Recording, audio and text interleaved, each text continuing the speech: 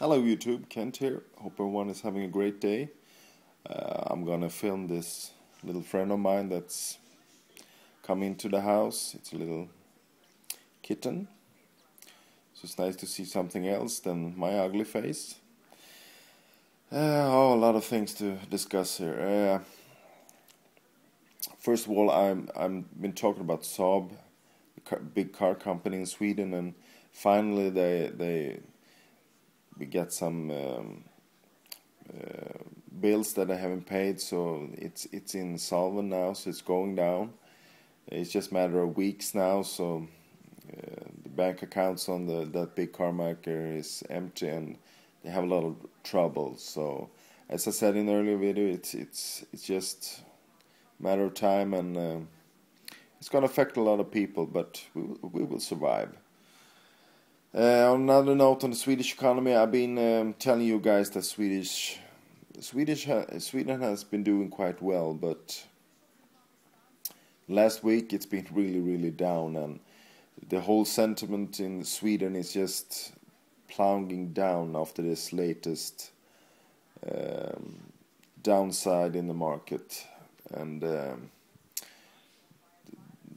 they come up with a predicted GDP every time, and now they downgraded that a lot for next year. So things are not still. The government has done well with the saving money, and we have a surplus in the economy. So I think we can handle it. But of course, with a lot of problems in Europe, of course it's going to affect Sweden too. And last days we've been one of the hardest hit on the market.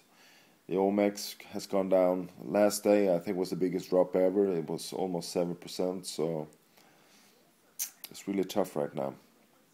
And for the future, I've been telling you guys that another hit is coming. They just pumped in money in the system, and sooner or later the bubble is going to burst. And the US is not looking good. Germany came out with the GDP this week, and Germany should be the driving force in Europe. But look, he's waking up. But the GDP only went up last quarter for 0.1%, and it's really spooked the market. So I don't know how this is gonna play out, but we guys been talking about the dollar going down and the euro going down. I don't have a magic ball to watch here to see what's going to happen, but the end in my mind is some sort of agreement between countries that they should have a global cooperation on another level. We're not calling it a new world order, but it's going to be a new order.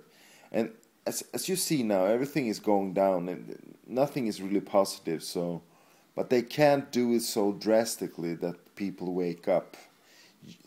The guys that are watching my video, you guys, you know what I'm talking about. You see the signs all over, and everything is. There is nothing really positive out there. It's just a pumped up economy that's going to fall to the floor sooner or later. But as I said earlier, we have to be positive. Something better maybe comes out of it. I don't know. But it's going to be tough days ahead. What I want to talk about more. Yeah, I've been following this Ron Paul guy. I mean, from my point of view, it doesn't matter who rules, Democrats or Republican in the U.S. They're just puppets. But this thing with Ron Paul is a little strange because he wins a lot of straw polls and makes good in the Republicans' field right now, but it's like the mainstream media just they don't want to talk about him. So my thinking about this is perhaps that Ron Paul could really win this, but maybe that's the thought from the elite, because they see now they can't have this military expenses all over the world, and US is going to lose the superpower soon. But as you've seen in Libya, they are putting the pressure in NATO and getting more countries involved. So I think in the future, why I can see Ron Paul winning this in the end is that they want to make him the president and make him take home all the forces, U.S. forces from the world, because they can't afford it anymore. And they're gonna make some global arrangement that when something happens in the world, it's not gonna be just the U.S. that takes the heat. It's gonna be other countries or the elite countries that's gonna do it together. So I think that's the end game of it. But that's why I think Ron Paul could actually beat Obama 2012, because that's the elite's agenda. Just babbling along here with thoughts, but we are in a very serious situation right now.